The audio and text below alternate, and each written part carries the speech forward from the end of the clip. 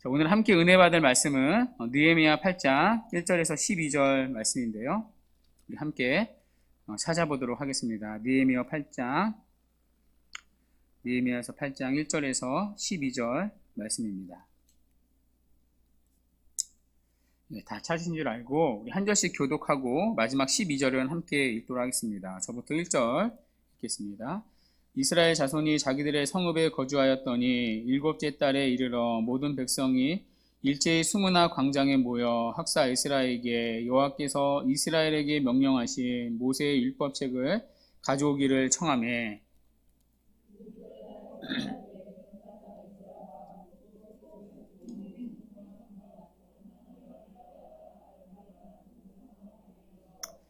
수므나 광장에서 새벽부터 정오까지 남자나 여자나 알아들을 만한 모든 사람 앞에서 읽음에 무 백성이 그 율법책의 귀를 기울였는데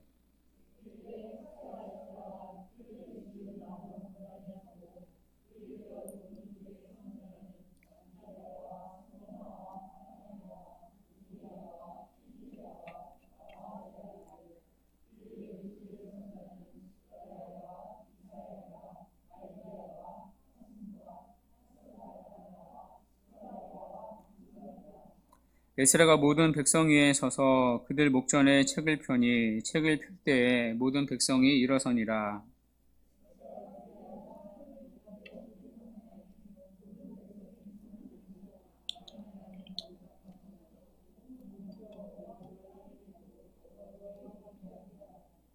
예수아와 바니와 세레바와 야민과 악굽과 사부대와 호디야와 마세야와 그리다와 아사랴와 요사박과 하난과 불라야와 레이 사람들은 백성이 제자리에 서 있는 동안 그들에게 율법을 깨닫게 하였는데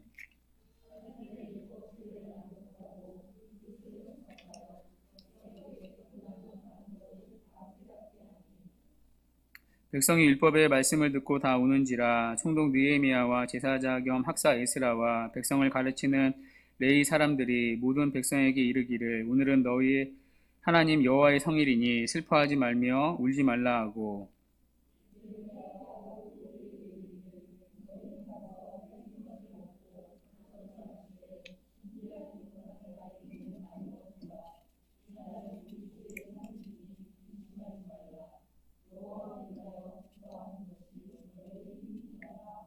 레위 사람들도 모든 백성을 정숙하게 하여 이르기를 오늘은 성일이니 마땅히 조용하고 근심하지 말라 하니 모든 백성이 곧 가서 먹고 마시며 크게 즐거워하니 이는 그들이 그 읽어 들려준 말을 밝히 알미라. 아멘. 네, 오늘은 진정한 회복 말씀의 부이라는 제목으로 하나님 말씀 증거하도록 하겠습니다. 오늘은 교회 창립 주일이라서 요한복음을 잠시 멈추고 우리가 읽은 이 느헤미야 8장을 함께 살펴보도록 하겠습니다. 오늘 본문에 들어가기에 앞서 이제 본문의 배경을 좀 살펴봐야 하는데요. 아시다시피 이스라엘 백성들은 이제 바벨론의 포로로 끌려갑니다. 포로로 끌려간 그들은 이제 예레미야의 예언대로 70년 후에 예루살렘, 즉 자신의 고향으로 돌아옵니다. 자, 그런데 돌아올 때 모두가 한 번에 다 같이 돌아오지 못합니다. 총 3차례에 걸쳐서 나눠서 고향으로 돌아옵니다. 자, 1차 포로 귀환은 스룹바벨을 중심으로 돌아오죠. 또 2차 때는 에스라를 중심으로 돌아옵니다. 또 3차 때는 오늘 본문의 느헤미야를 중심으로 돌아옵니다. 자, 이렇게 돌아온 그들은 그때마다 한 일이 있었는데요. 자, 1차 때 돌아온 그들은 무너진 예루살렘 성전을 다시 세웠습니다. 자, 그러나 성전을 세웠다고 이제 끝난 게 아니겠죠. 성벽이 없었기 때문입니다. 그러니까 쉬운 말로 담이 없었던 거죠. 지금은 이제 아파트가 많은데 저희 어렸을 때만 해도 주택이 참 많지 않았습니까? 그런데 그 집에 담이 없다고 생각해 보십시오. 그러면 온갖 잡상인이 다 집에 들어오지 않겠습니까? 때로는 강도도 막 들어오겠죠. 때로는 새벽에 술 취한 사람이 자기 집인 줄 알고 잠자로 들어오기도 할 것입니다. 자, 그러면 집에서 편안히 쉴 수 있겠습니까? 무섭겠죠. 이때도 마찬가지였습니다. 성전은 지었는데 아직까지 성벽이 없습니다. 담이 없으니까 아무나 성전에 침입할 수 있습니다. 자, 그러니 불안해서 성전에서 예배를 제대로 드릴 수 없었을 것입니다. 많은 사람들이 성전에 모이기를 꺼려했던 이유가 되었습니다. 자, 그 결과 이들의 신앙은 영적으로 점점 침체에 빠졌습니다. 자, 이때 돌아온 인물이 바로 느헤미야였던 거죠. 느헤미야를 통해 3차 포로 개환이 이루어집니다. 그리고 이 느헤미야를 중심으로 이스라엘 백성들은 이제 무너진 성벽을 재건합니다. 자, 그 일이 단 52일이라는 굉장히 짧은 시간 안에 끝납니다. 그러니까 엄청난 대적들의 방해와 위협을 뚫고 초스피드로 성벽이 재건되었던 거죠. 자, 그 성벽 재건의 이야기가 이제 바로 느헤미야 8장 앞에 있는 7장까지의 스토리입니다. 자, 그러면 여기서 끝난 것 아닙니까? 이제는 성전이 완전히 복구가 되었습니다. 자, 그러면 더 이상 느헤미야가 할 일이 없지 않습니까?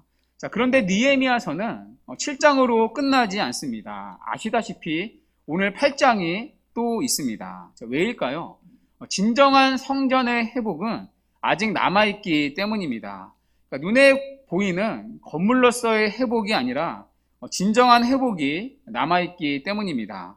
자, 그 진정한 회복의 현장이 오늘 본문 8장에 나옵니다. 바로 말씀의 부흥입니다. 자, 오늘은 그 뜨거웠던 이 말씀의 부흥의 현장으로 함께 가보도록 하겠습니다. 자, 먼저 오늘 본문에 보시면요, 이 말씀의 부흥이 일어난 시점이 나옵니다. 여러분 언제이죠?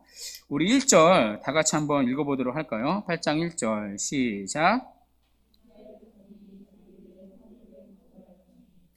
일곱째 달에 이르러 모든 백성이 일제히 수문학 광장에 모여 학사 에스라에게 여호와께서 이스라엘에게 명령하신 모세의 율법책을 가져오기를 청하매. 아멘. 언제라고 말하죠?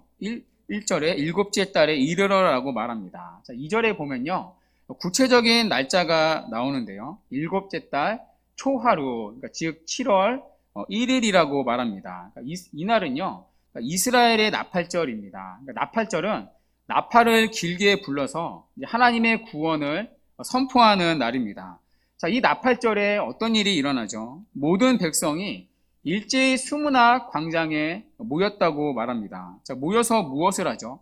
자, 성전을 다 지었으니 이제 우리가 샴페인을 터뜨리자, 우리가 마음껏 즐겨보자, 파티를 열기 위해 모였을까요? 자, 에스라에게 율법책을 가져오기를 청합니다. 그러니까 파티가 아니라 성경을 가져와서 그 성경을 우리에게 읽어주기를 요청합니다. 자, 여러분 오늘 말씀의 부흥이 일어난 출발이 어디에 있습니까? 목회자가 아니라 백성들의 말씀에 대한 사모함으로부터 출발하고 있습니다. 그러니까 목회자의 강요와 독려로 출발된 부흥이 아닙니다. 그러니까 백성들이 먼저 와서 성경을 읽어달라고 요청합니다. 그러니까 백성들의 자발적이고 주도적인 말씀에 대한 목마름이 보입니다.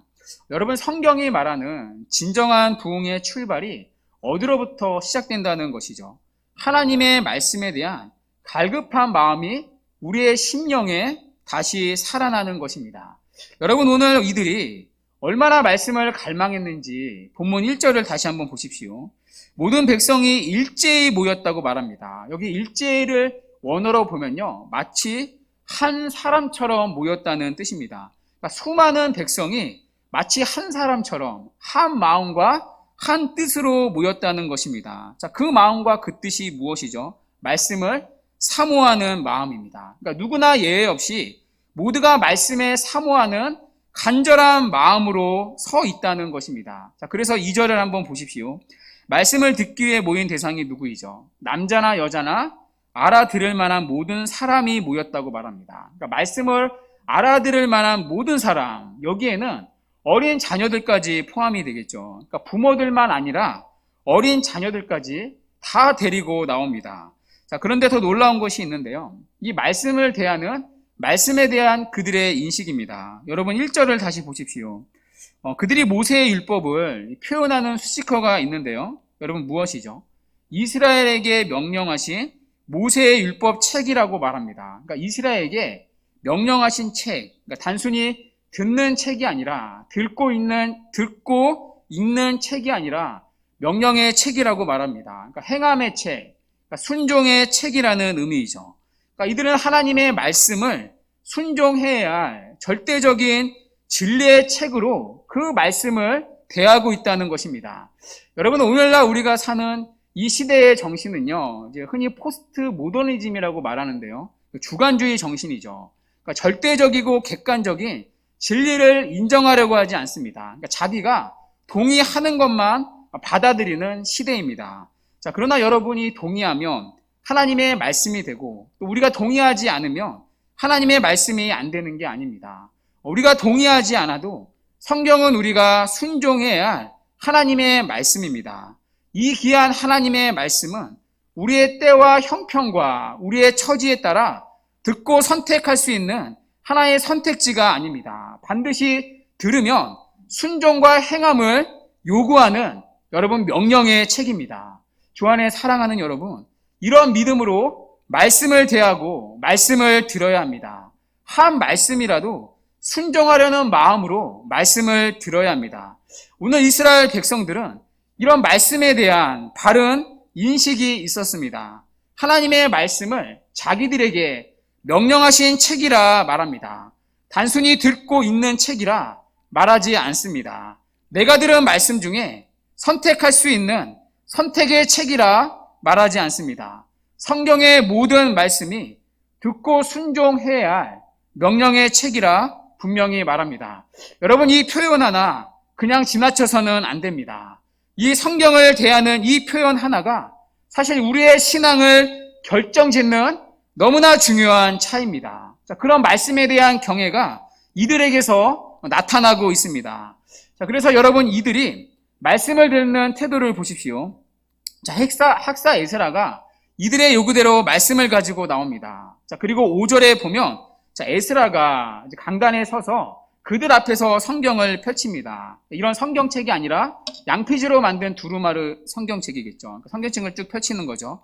자, 그러다 이스라엘 백성들이 하나같이 어떠한 반응을 보이죠? 말씀을 펴자 모든 청중이 다 같이 일어났다고 말합니다. 자, 일어난다는 것은요, 말씀에 대한 경외함의 표현이겠죠. 자, 그런데 일어나는 시점이 언제이죠? 여러분, 말씀을 듣고 난 후의 일이 아닙니다.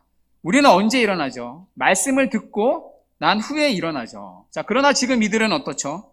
에스라가 말씀을 펴자 가만히 있지 못하고 그 말씀 앞에 다 같이 일어나고 있습니다. 여러분, 이런 이들의 적극적인 모습에서 말씀을 대하는 한 가지 일련의 공통적인 사실을 발견할 수 있습니다. 자, 이들은 말씀을 듣기 전부터 이미 말씀에 대해 마음이 열려 있다는 것입니다. 여러분, 이들은 말씀을 들으면서 마음이 열리지 않았습니다. 말씀을 듣기 전부터 이미 말씀에 대해 열려 있다는 것입니다. 그러니까 말씀을 듣기 위한 마음의 준비가 지금 다 되어 있습니다. 여러분, 오늘 하나님의 말씀의 부흥은 어떤 길을 통해 오게 된 것입니까? 예비되고 사모하고 정말 준비된 영혼들 위해 하나님의 말씀이 부어지면서 부흥이 오게 된 것입니다. 여러분, 우리가 믿는 하나님은 절대 주권자이십니다. 하나님은 여러분과 제가 준비되면 일을 하시고, 또 준비되지 않으면 일을 안 하시는 하나님이 절대로 아니십니다. 하나님이 필요하실 때는 우리의 너무나 냉랭한 가슴에도 불구하고 말씀의 은혜를 주실 때가 있습니다. 우리의 마음의 상태와 준비와 상관없이 우리의 가슴에 불을 비치시고 말씀으로 감격을 회복시킬 때가 있으십니다. 얼마든지 우리가 믿는 하나님은 그렇게 하시는 분입니다. 자, 그러나 여러분 생각해 보십시오. 우리의 마음이 준비되지 않음에도 불구하고 은혜를 주시는 하나님이시라면 우리의 마음이 준비되고 사모하는 영혼에게는 얼마나 큰 풍성한 말씀의 은혜를 부어주시겠습니까? 우리의 마음이 준비되지 않으면 은혜를 주시지 못하는 하나님은 절대로 아니지만 우리가 하나님의 말씀을 사모할 때 하나님은 넘치는 은혜를 부어주시는 분입니다. 그런 면에서 한번 우리를 돌아봐야 할 필요가 있습니다. 주 안에 사랑하는 여러분, 가능한 예배의 자리에는 일찍 오십시오. 주보에도 나왔고요. 제가 초창기에도 몇 번 말씀을 드린 적이 있는데 여러분 늦어도 10분 전에는 와서 기도로 준비해 주십시오. 여러분의 마음이 말씀에 집중할 수 있는 마음이 되도록 흐트러진 그 마음, 여러분의 마음을 기도로 정돈해 주셔야 합니다. 그래야 말씀을 예배로 진심으로 진정으로 드릴 수 있습니다. 말씀을 듣는 시간은 사실 영적인 전쟁이 일어나는 시간입니다. 여러분 얼마나 마귀가 말씀이 들리지 못하도록 그 말씀을 자꾸 빼앗아 갑니까? 눈에 보이지 않는 치열한 영적인 전쟁이 말씀을 듣는 시간 지금도 계속해서 우리 가운데 지금도 일어나고 있습니다. 조금만 방심하면 어느 순간 나도 모르게 말씀을 놓치고 있지는 않습니까? 갑자기 집에 가스 밸브가 생각나고 갑자기 내가 지금 어딘가 다른 곳에 와 있고 그러니까 말씀을 놓치는 순간들이 참 많이 일어납니다. 그러니까 말씀을 듣는 시간보다 사실 치열한 영적 전쟁의 시간과 사실 순간은 없습니다. 자, 그런데 어떻게 이 준비되지 않은 상태에서 말씀을 들을 수 있습니까? 어떻게 내 힘으로, 내 의지로 말씀을 들을 수 있습니까? 말씀을 듣기 전에 말씀에 집중할 수 있는 성령의 도우심을 여러분 반드시 구해야 합니다. 특별히 여러분, 주일날 설교되는 말씀의 본문은요, 미리 읽어와 주십시오.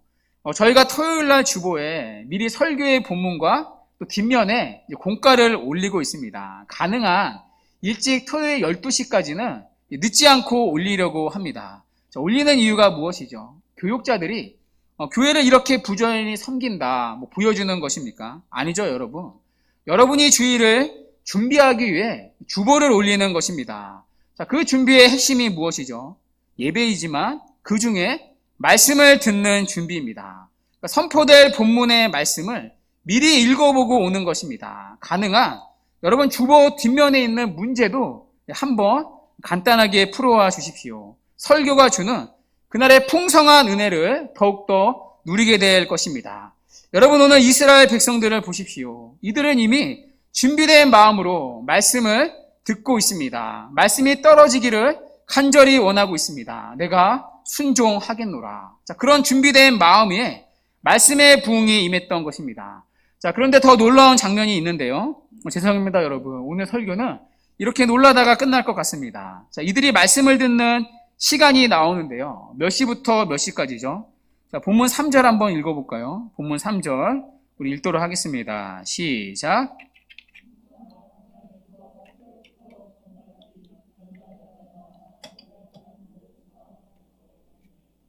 무 백성이 그 율법책에 귀를 기울였는데, 아멘. 자, 몇 시부터 몇 시까지 지금 설교를 듣고 있죠?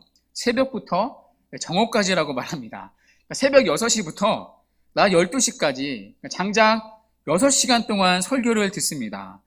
그것도 앉아서 들은 게 아닙니다. 그러니까 성경을 펼 때 일어난 그들이 설교가 마칠 때까지 서 있습니다. 그것도 무슨 재미있는 예화가 있는 것도 아닙니다. 예화나 흔한 간증조차 가슴을 울릴 만한 그런 기막힌 간증조차 하나도 없습니다. 그냥 하염없이 에스라가 성경을 펴서 성경 말씀만 그냥 낭독되고 있습니다. 자, 그러면 어떤 반응을 예상할 수 있습니까? 이들이 하나씩 조용히 집으로 돌아갔더라. 듣는 이들이 시험이 들었더라. 이날 이후로는 다시는 에스라와 눈도 마주치지 않더라. 이런 반응 예상되지 않습니까? 그러나 이들의 반응을 보십시오. 자, 3절에 뭐라고 나오죠? 무 백성이 그 율법책에 귀를 기울였다라고 말합니다. 여러분 사실 이게 믿어지십니까? 6시간 동안 끔찍하지 않고 하나님의 말씀에 귀를 기울입니다. 자, 그런데 또 이 부분을요, 히브리어 원문으로 보면 이 주어가 바뀌어져 있습니다. 자, 한글 성경에는요, 이 주어가 무 백성입니다. 자, 그러나 원문으로 보면요, 주어가 무 백성이 아니라 귀입니다. 그러니까 귀를 굉장히 크게 부각시키고 있는 거죠. 그러니까 마치 이들의 귀가 율법책에, 그러니까 들려지는 말씀에 달라붙어 있는 것처럼 귀를 크게 부각시키고 있습니다. 그러니까 이들의 모든 귀가 하나가 되어 하나님의 말씀에만 오롯이 반응하고 있는 표현입니다. 그러니까 그만큼 말씀에 집중하고 있는 표현이죠. 여러분, 그러니 당연히 말씀에 은혜가 되지 않겠습니까? 자, 그런데요, 오늘 말씀의 부흥의 원인이 단지 회중들에게만 있지는 않았습니다. 자, 여기에는요, 이 전하는 자들의 책임도 있는데요. 자, 그것이 본문 7절의 내용입니다. 우리 7절, 우리 함께 읽어보도록 하겠습니다. 자, 시작. 이스라와 바니와 세레베와 야민과 압굿과 사부대와 호디야와 마아세와 그리다와 야사레와 요사박과 하난과 블리야와 레이 사람들은 백성이 제자리에 서 있는 동안 그들에게 율법을 깨닫게 하였는데, 아멘. 자, 말씀이 단순히 읽혀질 뿐 아니라, 자, 거기에 뭐가 지금 더해지고 있죠? 그 말씀을 깨닫게 하는 일이 더해집니다. 그러니까 13명의 레인이 말씀을 듣는 백성들 가운데 지금 이렇게 곳곳에 흩어져 있는 거죠. 자, 흩어져서 무엇을 하고 있죠? 에스라가 읽은 이 성경의 구절들을 깨닫게 해주고 있습니다. 자, 지금 강단에서 에스라가 이제 구약 성경을 낭독하고 있죠. 자, 그런데 그 구약 성경은요, 히브리어로 된 구약 성경입니다. 자, 그런데 문제는 지금 이스라엘 백성들은요, 히브리어에 익숙하지 않습니다. 왜 그렇죠? 이들은 오랜 기간 동안 포로의 신분으로 바벨론에 살았기 때문입니다. 자, 그래서 그들의 일상 언어는요, 히브리어가 아니라 아람어입니다. 자, 그러니 에스라가 읽어주는 히브리어 성경을 이해할 수 없었겠죠. 자, 그래서 중간에서 곳곳에서 레위인들이 아람어로 이제 통역을 해주었습니다. 자, 통역을 하면서 그들이 이해할 수 있도록 그 말씀의 구절들의 의미를 깨닫게 해주었던 것입니다. 자, 그리고 그 말씀이 깨달아질 때 그들에게 말씀의 은혜와 부흥이 임했던 것입니다. 자, 여기에 설교자의 중요한 직무가 나오는데요. 바로 이 본문 말씀의 진리를 드러내고 깨닫게 하는 일입니다. 자, 그래서 오늘 본문 7절과 8절을 보십시오. 여러분, 오늘 이 대부분의 이 부흥의 현장에 대한 기록은요, 말씀을 듣는 이스라엘 백성들의 자세가 나와 있습니다. 거기에 포커스가 있거든요. 자, 말씀을 전하는 자의 모습은 7절과 8절, 이 두 절이 전부입니다. 자, 그런데 이 두 절에서 반복되는 이 하나의 표현이 있습니다. 무엇이죠? 바로 깨닫게 하다라는 표현입니다. 자, 7절에 깨닫게 하였는데, 또 8절에서 그 뜻을 해석하여, 자, 깨닫게 하다와 같은 의미이죠. 또 8절 하반절에 다 깨닫게 하니. 자, 깨닫게 하다, 이 말이 짧은 두 절에서 계속해서 반복되고 있습니다. 자, 깨닫게 하는 것보다 설교자의 중요한 직무는 없다는 의미입니다. 여러분, 오늘날은요, 많은 설교들을 손쉽게 접할 수 있습니다. 자, 그런데 그 가운데는 안타깝지만 위험한 설교들도 있습니다. 자, 여러분, 가장 위험한 설교가 무엇입니까? 바로 해석이 없는 설교입니다. 해석 없이 적용만 있는 설교입니다. 자, 요즘 대부분의 설교의 흐름이 너무나 적용에만 초점이 있는데요. 어떤 설교들은 아예 적용을 정해놓고 본문을 끼워다 맞춥니다. 그러니까 본문의 원 뜻과는 상관없는 설교들이 있는 거죠. 자, 물론 그러한 설교들에도 은혜가 있을 수 있습니다. 자, 그러나 본문의 의도와 상관없는 은혜이겠죠. 언제나 그 본문에는 그 본문이 가지는 의도와 의미가 있습니다. 그 본문이 말하려는 진의가 있습니다. 자, 그 의도를 드러내고 깨닫게 하는 책임이 설교자의 직무의 책임입니다. 그 본문의 의도를 설교자가 제대로 드러내고 깨닫게 해줄 때 오늘 본문의 말씀처럼 말씀의 원 저자이신 성령의 은혜가 그들에게 임했던 것입니다.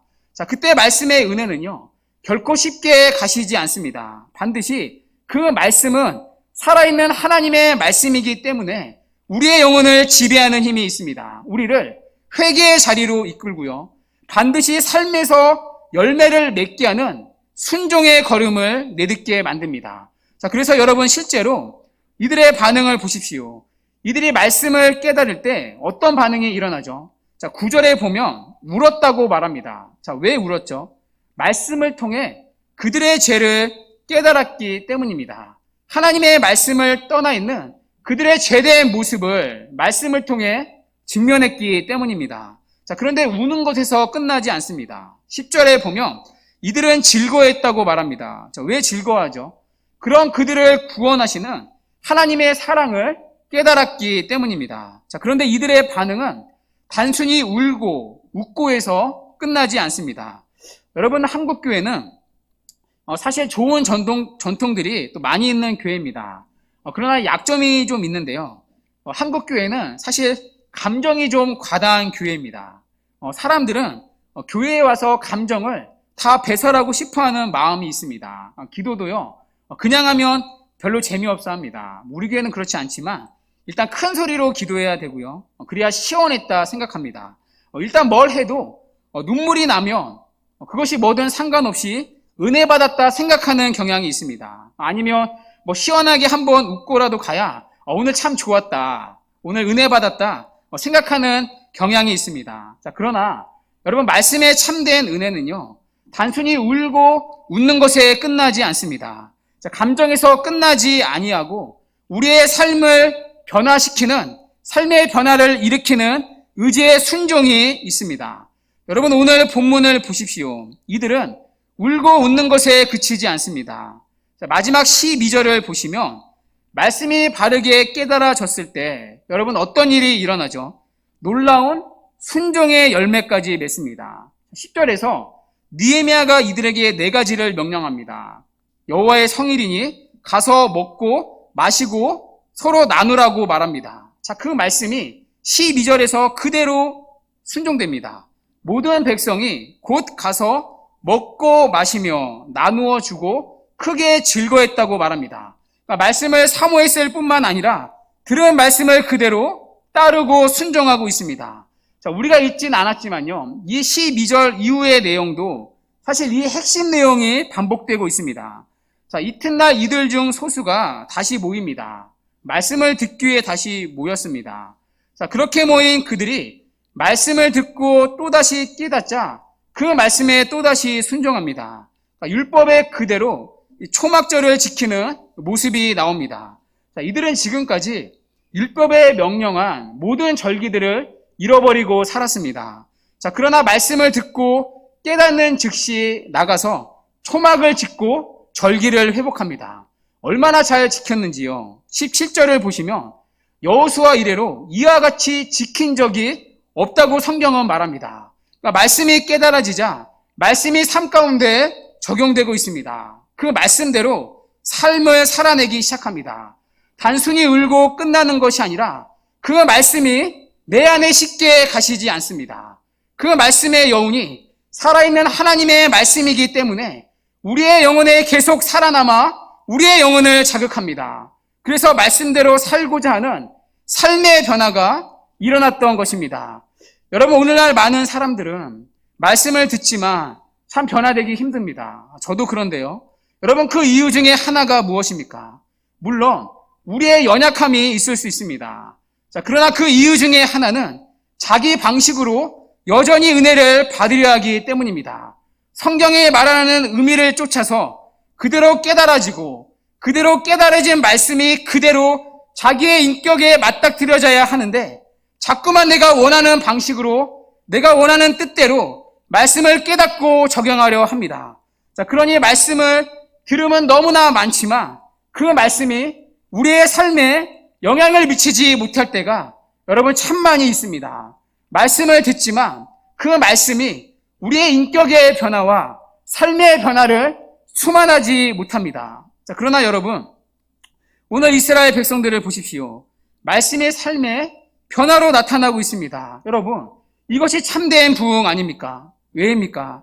하나님이 말씀하시고 싶은 것을 그대로 듣고 하나님이 원하시는 뜻대로 그대로 깨달아지고 그리고 그것을 그대로 믿음으로 받고 순종할 때 이들에게 삶의 변화가 일어났던 것입니다. 자, 그리고 한번 그런 말씀의 은혜를 맛보면 그 맛을 절대로 잊지를 못합니다. 그 말씀의 자리를 떠나지를 못합니다. 여러분, 음식도 먹어본 사람이 먹는다 하지 않습니까? 영적인 음식도 마찬가지입니다. 말씀의 은혜를 맛본 자만이 말씀에 대한 식욕을 느끼게 됩니다. 자, 그래서 여러분 13절을 보십시오. 우리가 읽진 않았지만 이튿날 에스라를 또다시 찾아온 이들이 있습니다. 자, 이들이 찾아온 이유는 다른 것이 아닙니다. 말씀을 또다시 듣기 위해서입니다. 자, 그런데 이들이 누구이죠? 오늘 본문에서 말씀을 경험한 자들, 말씀의 은혜를 누렸던 자들입니다. 자, 그 중에 이제 백성의 지도자인 족장들, 또 제사장들, 레인들이 에스라를 다시 찾아옵니다. 그러니까 말씀을 또다시 듣기 위해서입니다. 자, 이뿐만이 아닌데요. 우리가 읽지 않은 9장부터 보면 모든 백성이 또다시 한자리에 다 같이 모입니다. 왜 모이죠? 말씀을 또다시 듣기 위해서입니다. 자, 그리고 그 말씀으로 인해 이들의 삶이 계속해서 조금씩 변하는 장면이 느헤미야 9장부터 계속해서 나옵니다. 자, 그래서 10장에서는 말씀에 따른 삶의 부흥이, 삶의 변화가 이들에게 찾아옵니다. 주 안에 사랑하는 여러분, 오늘은 우리 좋은 씨앗교회가 세워진 지 6년째 되는 날입니다. 제가 여러분들 섬기고 목회하면서 날마다 바라는 것이 있습니다. 이 교회 공동체의 덩치를 더 키워서 몇백 명, 몇천 명 키우는 그런 욕심이 아닙니다. 물론 그런 능력과 그릇도 아시다시피 저에게는 없습니다. 심하게 고개를 끄덕이는 분들 계시는데요. 그렇다고 예배당이라도 멋지게 지어서 우리 후대에게 정말 이쁘게 물려주고 싶다. 여러분, 그런 마음 없습니다. 이미 그런 것들 우리 훌륭한 선배 목사님들이 다 이루어 놓으셨기 때문입니다. 그런 교회 가서 마음껏 구경하면 됩니다. 그런 걸 쫓아갈 마음 추워도 없습니다. 대신 우리 교회를 위해 기도하는 간절한 소원이 하나 있습니다. 정말 날마다 빠뜨리지 않고 가슴으로 기도하는 기도의 제목들 있습니다. 바로 오늘 본문의 말씀의 은혜와 부흥이 괴리감이 있지만 날마다 여러분의 심령에 일어나는 것입니다. 아시다시피 저는요, 혼자 교회를 다녔습니다. 제가 다니던 교회는 2만 명이 넘는 교회였는데요. 교인이 많으니까 좀 다녀도 누가 누군지 알 수가 없습니다. 더군다나 그 교회는 이제 프로그램이 거의 없던 교회였습니다. 그럼에도 교회를 다녔던 결정적인 이유는 하나님의 말씀 때문이었습니다. 어느 날 친구의 전도를 받고 교회를 나가게 되었는데요. 그 전에는 물론 이제 교회를 몇 번 나갔던 적은 늘 있었습니다. 그러나 한 번도 사실 말씀이 들린 적이 없었습니다. 그러니까 정말 말씀이 시작되면 졸다가 왔습니다. 그러니까 희한하게요, 조는 게 아니라 졸아지더라고요. 자, 그런데 그날 교회에 갔는데 정말 신기하게 말씀이 들려졌습니다. 그러니까 물론 모든 말씀이 다 이해되지 않았습니다. 워낙 미천이 없으니까, 기본이 없으니까요, 말씀이 다 이해되지 않더라고요. 자, 그런데 순간순간 들려지는 말씀이 있었습니다. 그런데 그 들려지는 말씀 한마디가 신기하게 깨달아지고 정말 살아계신 하나님의 음성처럼 들렸습니다. 그때 말씀을 들으며 참 많이 울었던 기억이 있습니다. 그때 전도했던 친구가 있었는데요. 당시에 제가 성경책이 있던 것도 아니었습니다. 누가 저에게 성경책을 사줄 사람이 누가 있겠습니까? 몰래 교회를 집에서 다녔는데요. 전도해준 친구가 있었지만 항상 그 친구랑 따로 앉아 예배를 드렸습니다. 저 멀리 안 보이는 곳에 따로 앉아 예배를 드렸습니다. 예배를 드리며 너무나 눈물이 나서 따로 앉았습니다. 남자는 분명 태어나서 3번 우는 거라 하셨는데 이미 3번을 훌쩍 넘겨버려서 여러분 눈물을 보여줄 수 없었습니다. 매주 말씀을 들으면 깨달아지고 또 그 말씀으로 울고 웃었던 기억이 있습니다. 그 말씀 한 구절 한 구절이 가랑비에 옷 젖듯이 저를 하나님의 사람으로 조금씩 변화시키고 있었습니다. 그 말씀의 은혜 때문에 목사가 된 지금도 말씀을 놓치지 못합니다. 어떤 분이 저에게 그러시더라고요. 저보고 공부만 하게 생기셨다고. 밥만 넣어주면 서재에서 나오지 않고 그냥 하루 종일 책만 보고 계실 것 같다고 그런 말씀을 하시더라고요.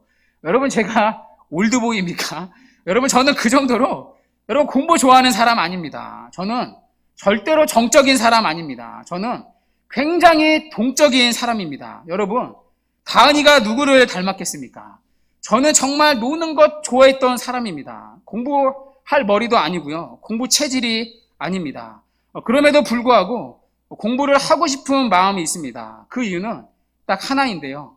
말씀을 잘 전하고 싶은 마음이 있기 때문입니다. 아니, 말씀을 바르게 전하고 싶은 마음이 있기 때문입니다. 말씀만이 우리 교회를 변화시킨다는 이 믿음이 있기 때문입니다. 물론 아직까지도 강단에 서면 긴장이 됩니다. 강단에만 서면 너무나 긴장되고 사실 머리가 하얘지고 너무나 두렵지만 그러나 포기하지 못하는 것이 있습니다. 그럼에도 불구하고 말씀을 놓지 않고 정말 부족하지만 말씀을 잘 준비하기 원하고 말씀을 잘 해석하기 원하고 말씀을 바르게 여러분들에게 전하고 싶습니다.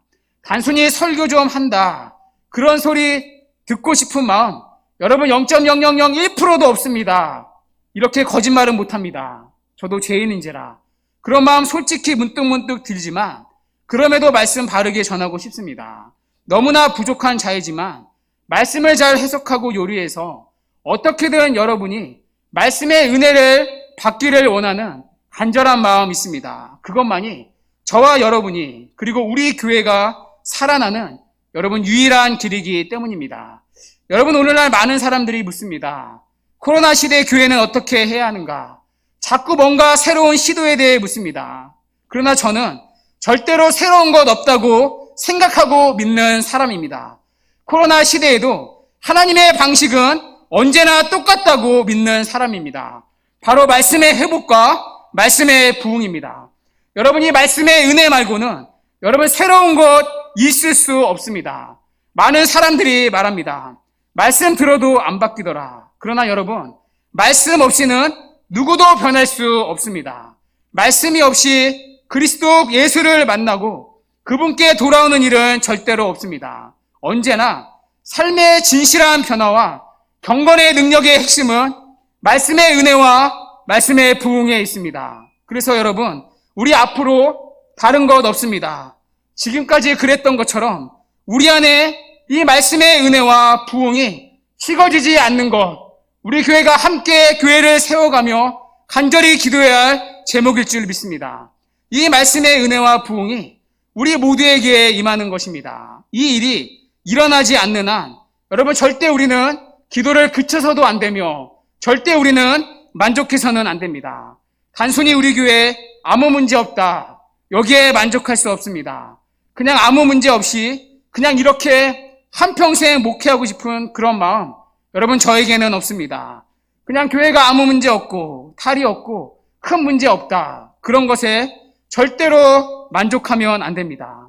너무나 부족함과 한계를 자주자주 느끼지만 여러분 한 사람 한 사람의 영혼이 하나님의 진리의 말씀이 바르게 들려지고 들려진 그 말씀이 밝히 깨달아지고 깨달아진 말씀을 통해 여러분의 죄악이 아프지만 들춰지고 그 죄악에도 불구하고 우리를 사랑하시는 하나님의 사랑이 날마다 깨달아져 말씀에 순종하게 되는 삶의 변화와 인격의 변화가 오늘 이 말씀의 부흥의 현장이 우리 가운데 나타나기 원합니다. 오늘 이스라엘 백성들의 11절의 고백처럼 여호와로 인하여 기뻐하는 것이 우리의 힘이라는 고백이 우리 안에 날마다 여러분 들려지기 원합니다.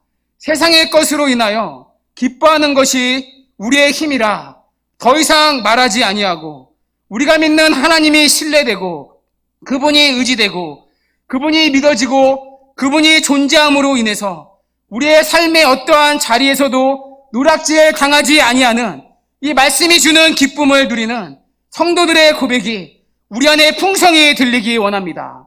너무나 많은 사람들이 세상이 주는 쾌락 때문에 말씀을 들어도 죄를 슬퍼할 줄 모르고 하나님께 돌아오지 못하는 시대의 악함 속에 정말 말씀이 여러분의 영혼에 깨달아지고 그 깨달아진 말씀대로 죄를 슬퍼할 줄 알고 그 죄로부터 우리를 다시 살리시는 하나님의 사랑으로 인해 이 본문에 울고 웃고 이 역사적인 말씀의 은혜가 우리 안에 풍성히 나타나기 원합니다.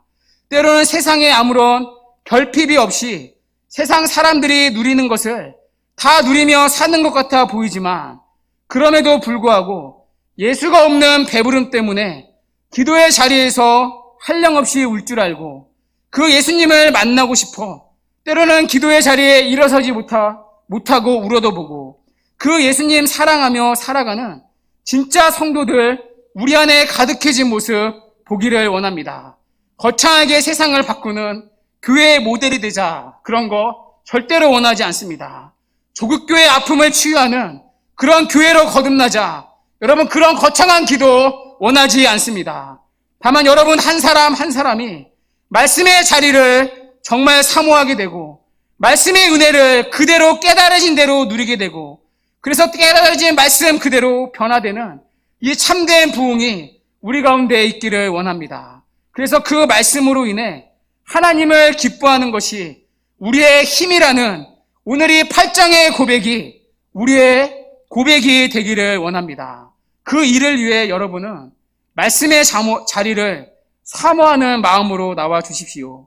말씀이 들리지 않는다면 자신을 위해 그리고 말씀의 봉사자인 설교자를 위해 기도해 주시기 바랍니다. 그래서 이 느헤미야의 8장의 모습이 우리가 드려지는 앞으로 매주일 예배의 모습이 되기를 바랍니다. 그리고 여러분의 심령의 모습과 고백이 되기를 바랍니다.